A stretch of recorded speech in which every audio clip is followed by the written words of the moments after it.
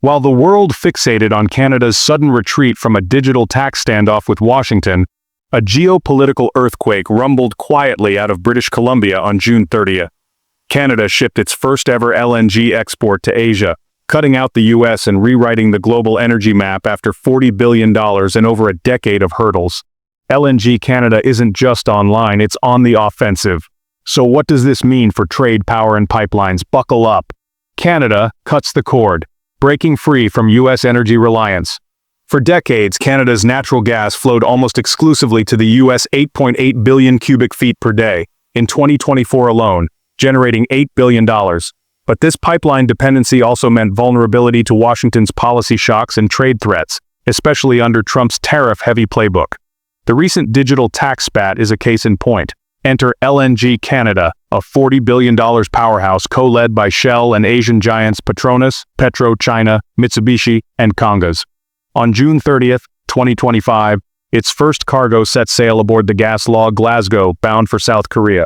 That voyage wasn't just a delivery, it was a declaration of independence by shipping directly across the Pacific.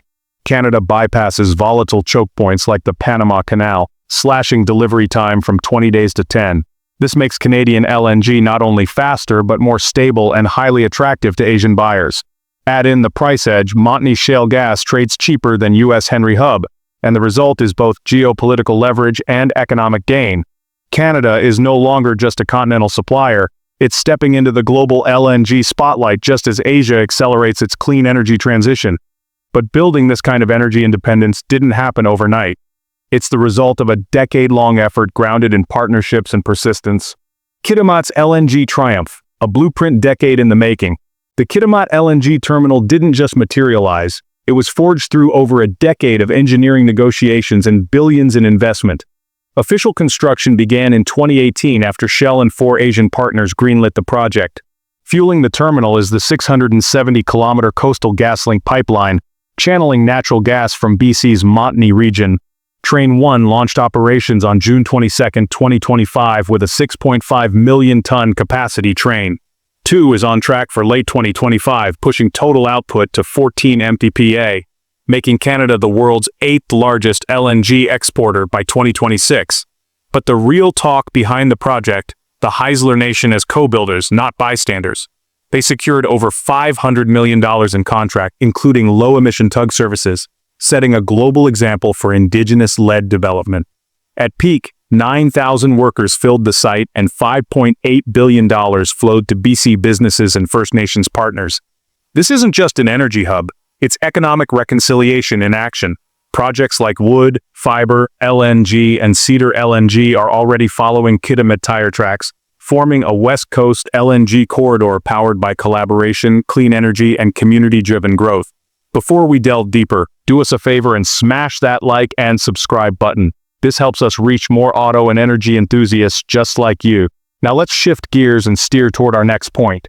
Asia's energy pivot and Canada's perfect timing. Asia is racing to reduce its reliance on coal and Russian gas, and Canada's LNG debut couldn't be better timed. While the U.S. leans on allies to buy its LNG under Trump's tariff-driven policy, Canada arrives as a clean, stable, and politically neutral option. The gas log Glasgow, carrying LNG from Kitimat, is en route to Incheon, South Korea, home base for coal gas, a founding partner in LNG Canada. More tankers are queued, including the Pottery, said Jinjiang and Diamond Gas Metropolis. By 2026, Kitimat expects 170-plus shipments annually, about 1 every 2 days. Why the demand proximity matters. Canada slashes transit times and avoids choke points like the Suez and Panama Canals. Emissions matter too. Montney gas has a lower carbon footprint and shorter shipping reduces environmental impact. And then there's price. Canadian LNG trades at nearly half the U.S. Henry Hub rate. Add in political predictability, and Canada checks every box for energy-hungry Asian nations as demand from Asia rises. Canada is already planning its next big leap, scaling up production for the global stage. Phase 2 in the pipeline, doubling down on Canada's LNG ambitions. LNG Canada's first shipment had barely left Kitimat before talks of expansion surfaced. Phase 2 could double output from 14 to 28 MTPA, potentially placing Canada among the world's top 5 LNG exporters. A final investment decision is expected by mid-2026. This isn't speculative ambition, it's market-driven. Shell aims to add 12 MTPA globally by 2030, and Kitimat is central to that strategy. The site's infrastructure is already expansion-ready, making the addition of 2 more trains a scalable, not structural upgrade. Challenges remain. Coastal builds cost more than U.S. Gulf Coast counterparts. BC's Clean BC regulations raise compliance costs, and investors remain cautious, especially after a now-denied rumor of Petronas withdrawing. Still, commitment from Shell and its partners remains strong. CEO Chris Cooper stressed Phase 2 depends on Phase 1's performance-stable shipping. Supply chain reliability and demand alignment will determine its future. If approved, Phase 2 could deliver sustained jobs, deeper indigenous partnerships, and long-term economic returns, solidifying Canada's status as a reliable LNG powerhouse in an unpredictable global market. And this shift isn't just about economics, it's transforming Canada's position on the global diplomatic map. Canada's LNG, from export to diplomatic power tool. LNG Canada gives Ottawa something it's long lacked: global leverage. For years, Canada was energy-rich but geopolitically limited, locked into U.S. pipelines by default.